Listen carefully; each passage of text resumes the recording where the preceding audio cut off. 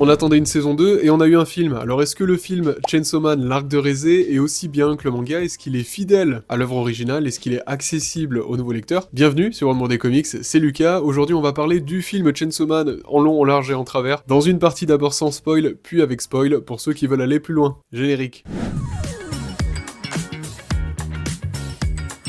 Bien, alors, partie sans spoil, le film Chainsaw Man, on l'attendait après une saison 1 qui était exceptionnelle. Évidemment, lorsque le film a été annoncé pour l'arc de Rézé, qui est un arc qui littéralement prend place dans les tomes 5 et 6 de Chainsaw Man, on a ici les tomes qui prennent donc l'entièreté du film, hein, l'arc de Rézé. On était en droit de douter, on était en droit de se demander si le rythme d'un film allait justement correspondre à cet arc-là, correspondre à la qualité narrative qu'on avait eue dans la saison 1, la qualité de l'animation aussi, et force est de constater que c'est une franche réussite. Mais alors, de quoi ça parle? On va d'abord suivre Denji, sachant que tout d'abord il n'y a aucune introduction des personnages, donc si vous êtes nouveau dans cet univers-là, autant dire que d'un côté on vous tient pas la main, mais d'un côté vous pouvez tout à fait passer un super moment parce que c'est une histoire à part entière. On suit donc Denji, Aki et Power qui vivent ensemble dans une coloc où ça se passe plus ou moins bien. Les trois sont des chasseurs de démons, Denji et Power sont évidemment des démons aussi, qui travaillent tous pour Makima, l'intrigante boss Makima, dont Denji est éperdument amoureux, et qu'il le manipule complètement ici. Et le film s'ouvre sur un rêve de Denji, un rêve assez étrange dont on n'a pas de réponse d'ailleurs, hein, ça attendra pour la suite, et Makima qui vient donc lui annoncer qu'il va avoir un nouveau collègue de travail, parce qu'ils forment des duos en fait, hein, pour aller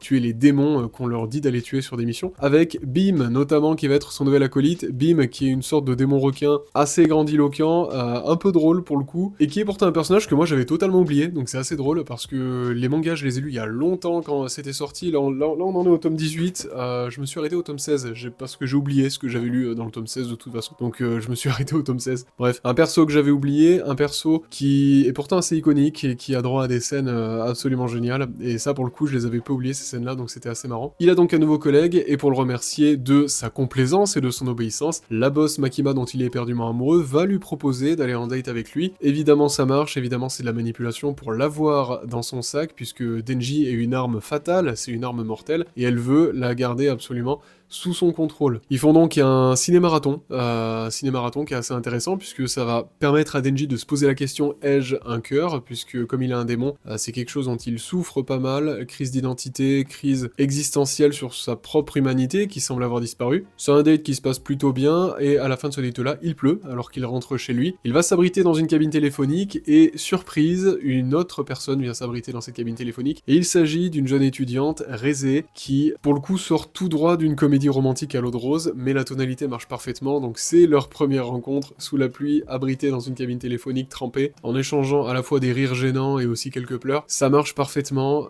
on est pris dans le scénario, on est happé par ces personnages-là, on est happé par leur relation, on a envie d'en voir plus. Elle lui dit que elle lui redevra ça, et que du coup, il a qu'à venir dans son café, puisqu'elle travaille en tant que serveuse dans un café. Et là, jump cut très drôle, alors qu'elle va au boulot, on retrouve Denji qui est directement là, en fait, il a absolument pas attendu, il a couru au café pour aller la voir. Toujours ce personnage très innocent, très naïf, mais toujours très authentique, et qui moi me fait crever de rire, hein, vraiment. Et donc les deux jeunes font connaissance, les deux jeunes partent en date une nuit dans un lycée, puisque Denji n'est jamais allé à l'école, et donc elle lui présente l'école, ils finissent par se baigner dans une piscine, bref, une histoire très romantique, bien qu'en parallèle on vous introduit un méchant, c'est assez drôle, on en parlera en partie spoil, pas du tout ici, mais on vous introduit un genre de tueur en série qui est terrifiant, avec évidemment des nouveaux démons derrière, et le film va simplement suivre l'évolution de leur relation, parce qu'il y a évidemment des gros plot twists qui vont arriver dans la deuxième moitié du film, et pour ça je trouve qu'il est hyper bien découpé. Première moitié du film, on vient vraiment vous introduire toute cette tranche de vie, toute cette histoire romantique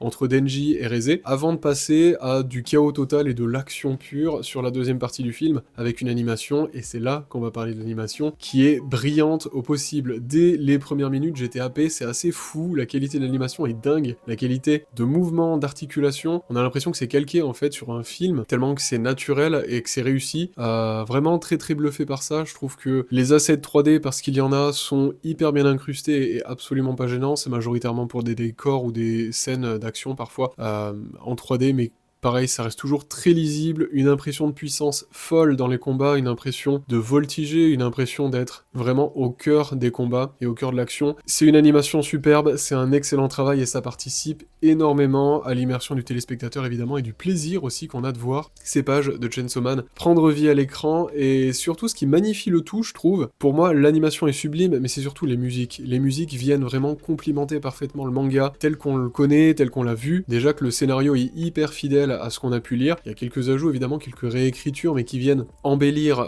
l'œuvre originale. Derrière ça, vous avez une animation sublime qui vient réellement donner vie au personnage, et la musique qui vient encore une fois souligner toute cette beauté-là, c'est vraiment magnifique.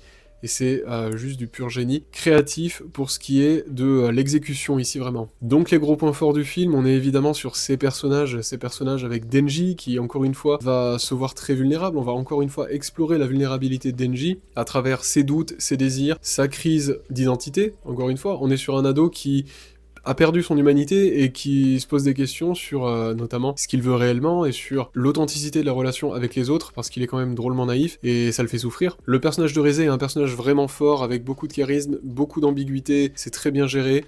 Pour info, je l'ai vu doubler en VO et ensuite doublé aussi en anglais. Je l'ai vu moitié-moitié parce que je voulais voir un peu la qualité du doublage anglais, puis j'ai kiffé donc je l'ai laissé. Je l'ai pas vu en VF, je pense qu'en VF ça doit être absolument exceptionnel. J'aurais aimé le voir au cinéma mais j'ai pas pu aller le voir au cinéma. Assez curieux de le voir en VF, mais je pense que la prestation est très réussie aussi. Le film est écrit d'une façon qui fait qu'on s'attache très vite à Denji, on s'attache très vite à Reze, on s'attache aussi à Aki, ces personnages qu'on connaît pas forcément. Même si Aki et Power sont vraiment de côté et très secondaires dans cet arc-là, les deux éléments principaux, évidemment, les deux personnages principaux, c'est Reze et Denji, et je trouve qu'ils sont parfaitement mis en avant, parfaitement écrits pour qu'on en ait quelque chose à faire lorsque, évidemment, tous les plot twists arrivent et lorsque le scénario se déploie au final. Évidemment, dans l'action, c'est hyper violent, on est dans du Chainsaw Man, donc les scènes hyper gore sont accompagnées de musique métal, c'est génial, c'est jouissif à regarder, c'est d'une explosivité folle. Il y a des références aux couvertures, d'ailleurs, à ces couvertures-là, que vous pouvez retrouver avec les codes couleurs explosifs, très, très colorés, quoi, c'est juste sublime, et il y a une vraie créativité dans les pouvoirs, il y a une vraie créativité visuelle,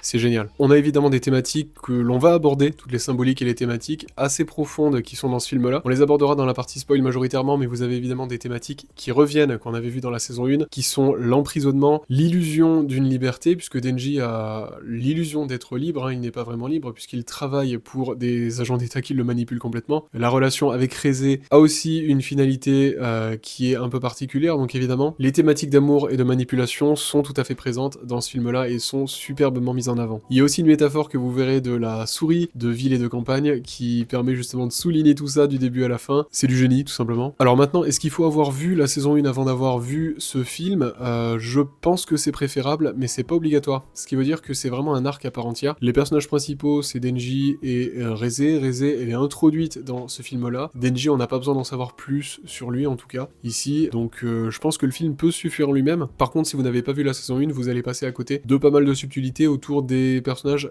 secondaires, que ce soit Aki, que ce soit Power, que ce soit Makima aussi, donc c'est préférable d'avoir vu la saison 1, mais ça peut être tout à fait un très bon point de départ si vous voulez déjà avoir une idée de ce à quoi ressemble Chainsaw Man. Ce film-là peut vraiment vous plonger dans l'univers-là et vous donner envie de voir la saison 1, puisque de toute façon il n'y a rien d'autre pour le moment, donc voilà, avant de vous plonger plus tard dans le manga évidemment, parce qu'il est génial. Bref, grosse recommandation, c'est absolument brillant, j'ai adoré ce film-là, ça me donne énormément d'espoir pour la saison 2, j'ai même pas regardé d'ailleurs s'ils avaient prévu de faire une saison 2, j'espère, hein, parce que après bon, ils pourraient maintenant ne faire plus que des films et se passer de 2 à 3 ans. Pourquoi pas? Ça risque d'être très long, en tout cas, parce qu'on est quand même là au tome 6 en termes de narration, et alors qu'on est au tome 18 dans le manga, donc évidemment ça risque de mettre du temps avant de rattraper la fin du premier arc que j'avais adoré, que j'ai très hâte de voir ici en animation, surtout dans cette qualité-là. Donc voilà, foncez si vous ne l'avez pas vu, et nous passons en partie spoil. Partie spoil, si vous êtes là, c'est que vous avez vu le film, ou que vous voulez en savoir plus sur l'histoire et les thématiques profondes. Quoi qu'il en soit, c'est parti, qu'est-ce qui se passe après, du coup, le synopsis qu'on avait dit. Donc, leur relation commence à devenir de plus en plus sérieuse, il y a ce tueur en série un peu étrange, là, qui cherche à tuer Chainsaw Man pour récupérer son cœur. avec l'aide, enfin du moins sous les commandes et avec l'aide du démon Typhon, et en fait il va chercher à s'en prendre à Rézé. Grosse erreur, parce qu'en fait Rézé n'est pas une jeune innocente qui est une étudiante, pas du tout. C'est une arme d'État soviète russe, donc autant dire que c'est un démon, et que c'est le démon bombe, donc elle l'extermine très très rapidement, et à ce moment-là, on a déjà une révélation qui est plutôt intéressante, et la vraie confrontation avec Denji va prendre son temps, donc c'est-à-dire qu'on va pas avoir une confrontation avec Denji directement dès la révélation aux téléspectateurs, mais on va avoir une confrontation plus tard, lors de leur premier bisou, leur premier baiser, lorsqu'elle lui bouffe la langue. C'est un red flag, je pense. Et donc derrière, vous avez évidemment tout un combat qui va suivre, puisqu'elle va essayer de le tuer, donc une course-poursuite. Bim, qui va venir dans ce combat-là. Il y a aussi des chasseurs de démons du privé qui vont se faire exterminer de façon assez drôle. C'est explosif. À partir de là, le film devient absolument explosif et ne s'arrête pas, c'est-à-dire que il va vraiment y avoir du combat, de l'action pendant le reste du film, et c'est très bien géré, c'est très bien rythmé, c'est magnifique dans l'animation, c'est toujours hyper lisible et on s'y perd jamais. Tout le monde va se mêler à cet affrontement qui met Denji en grande difficulté, puisque Denji meurt tout simplement, est sauvé par Bim majoritairement, et aussi le sang des innocents qui sont morts dans les décombres de leur combat, et s'ensuit des scènes absolument épiques où Chainsaw Man va devenir un peu plus créatif sur ses pouvoirs et donc chevaucher Bim tel un cheval, alors que c'était pas du tout l'idée de Bim, ce qui est très drôle, mais ça donne une scène absolument épique, absurde mais hilarante, et très très très cool en fait, et c'est ça Chainsaw Man, c'est du défouloir complet, et là ça fonctionne absolument parfaitement. Les combats sont génialissimes, le personnage de Rézé est dépeint comme extrêmement dangereux, comme vraiment une arme qui est une menace réelle, puisqu'elle est aussi liée au démon flingue, le démon flingue que l'on aura l'occasion de voir plus tard, mais qui est le big boss en soi, hein, c'est le démon à tuer, à récupérer du moins, dont il faut retrouver les pièces, hein. Makima veut que Denji retrouve les pièces, donc autant dire que Rézé est une piste, et déjà un avant-goût de ce qui va venir après, mais beaucoup de combats, beaucoup de bastons, et la finalité est la suivante. Chainsaw Man finit par la vaincre d'une façon assez intelligente, puisqu'il la traîne dans l'eau avec lui, tout simplement, donc ils finissent ligotés l'un contre l'autre au fond de l'océan. Scène assez tragique, scène très émouvante et poétique, puisqu'elle fait directement appel et écho à leur scène d'amour dans la piscine que Denji pensait totalement réel. C'est d'une poésie folle, d'une poésie assez inattendue dans un manga qui est totalement violent. C'est ce que j'adore dans Chainsaw Man, c'est ce contraste fort entre poésie et violence constant, et aussi humour absurde. Et donc lorsqu'il va être réanimé par Bim, qui va donc le retrouver, il va choisir de redonner vie à Rézé, qui a décidé de le tuer. Donc bon, voilà, toujours la bonté ultime, toujours cet espoir de l'autre. C'est un peu un Superman en quelque sorte ici, même si ses motivations sont différentes. Lui croit réellement en leur histoire d'amour, alors que Rézé lui confirme que c'était effectivement faux, puisqu'elle lui brise la nuque avant de partir une dernière fois. Et là, moi, la scène qui m'a déchiré le cœur et que j'avais totalement oublié, c'est que Denji lui dit qu'il va l'attendre au café, peu importe, alors que elle dit justement qu'elle va s'enfuir. Et on retrouve Rézé qui, au final, retourne à son café, et il y a Denji derrière la porte qui l'attend, dos à la rue, évidemment, donc il la voit pas, et Makima qui apparaît devant elle et qui l'exécute, tout simplement, qui la tue d'une façon assez lente et douloureuse, ce qui implique un nouveau danger, une nouvelle implication, des nouvelles révélations sur Makima, donc ça c'est super intéressant, avant de revenir sur la métaphore de la souris de campagne et la souris de ville. Donc est-ce que vous préférez une vie fade mais confortable, ou une vie plus excentrique, pleine d'action, mais dangereuse? C'est toujours la même métaphore que l'on connaît. Donc voilà, c'est vraiment la métaphore qui vient souligner le film, et qui le fait magnifiquement en mettant en avant tous les symboles du film, notamment sur la liberté et la servitude, puisque Denji est vraiment pris entre deux cages, puisqu'il va hésiter tout le film entre Rézé et Makima. Donc Rézé qui est littéralement une arme soviétique, donc une arme d'État russe, pas fou, et à côté vous avez Makima qui est la dominante, manipulatrice, qui représente l'État, qui semble vous donner une illusion de liberté sans jamais vous laisser vraiment partir, tant que vous restez fidèle, évidemment c'est l'objectif. Donc c'est assez intéressant dans cette métaphore là, c'est très bien mis en avant, on se sent un peu oppressé comme Denji qui lui veut juste vivre une vie normale et s'en trouve privé au fond, parce qu'il est exploité de fond en comble. Il fait réellement de la peine, et on s'attache vraiment, je trouve, à ce personnage-là, qui est très authentique, très naïf, mais super attachant quoi. Évidemment, pour souligner toute cette métaphore de servitude et cette métaphore d'emprisonnement, Chainsaw Man utilise un nouveau pouvoir en soi, qui est d'utiliser ses chaînes plutôt que ses lames, simplement les chaînes de ses bras plutôt que les lames, pour se ligoter lui-même et ligoter Rézé au fond de l'eau, puisque les deux en fait sont sont les deux faces d'une même pièce, hein, ils sont tous les deux des armes d'État, manipulées et utilisées, qui ne pourront jamais être libres. Donc au final, est-ce que leur libération ne serait pas la mort? C'est du moins ce que semble dire la fin du film. C'est d'une tristesse folle, c'est d'une mélancolie dingue, et je trouve que c'est un film qui est très très fort pour ça, puisqu'il arrive à vous faire rire. Bon, il m'a fait rire à plusieurs reprises, hein, dans l'animation ou dans le jeu, c'était vraiment drôle, mais aussi à vous tirer des larmes, quoi. Et ça c'est assez exceptionnel dans un film Chainsaw Man. J'en attendais pas autant, disons. Et j'ai été agréablement surpris sur la tonalité, sur ce niveau-là, sur cette profondeur en fait. Donc c'est un film qui change considérablement Denji, puisque Denji a vécu son premier amour, a vécu ses premières trahisons, et donc en sortira évidemment différent pour la suite. Honnêtement, ça m'a donné qu'une envie, c'est de relire le manga, parce que je l'ai lu il y a 2 à 3 ans, même 3 ans je crois, donc je me souviens plus de ce qui se passe, c'est terrible. Je me souviens de la fin du premier arc que j'avais absolument kiffé, parce qu'elle est épique de fou. Et là j'ai qu'une envie, c'est de relire en fait le premier arc. Enfin quand je dis premier arc, je parle de la première partie, jusqu'au 11, un truc comme ça, parce qu'après ça partait dans un autre délire auquel j'ai pas accroché. Je sais pas ce que vous en pensez vous. En tout cas, dites-moi ce que vous avez pensé du film en commentaire si vous l'avez vu. Si vous êtes là, je pense que vous l'avez vu. Et aussi du manga, je serais très curieux de savoir ce que vous pensez de la première phase et de la phase 2. Je me suis arrêté au tome 15 ou 16 comme je vous l'ai dit. Il faut vraiment que je m'y remette, mais avant ça, je vais essayer de tout relire depuis le début parce que honnêtement, c'est trop bien et la phase 1 est pour moi ce qu'il y a de meilleur. Donc voilà. Merci d'avoir regardé cette vidéo. On se retrouve très bientôt sur One More Day Comics. Promis, on va parler un peu plus de manga et pourquoi pas avec Chainsaw Man notamment. C'est déjà le cas avec cette vidéo, quoi qu'il en soit, on se retrouve très bientôt, bonne lecture à tous, ciao.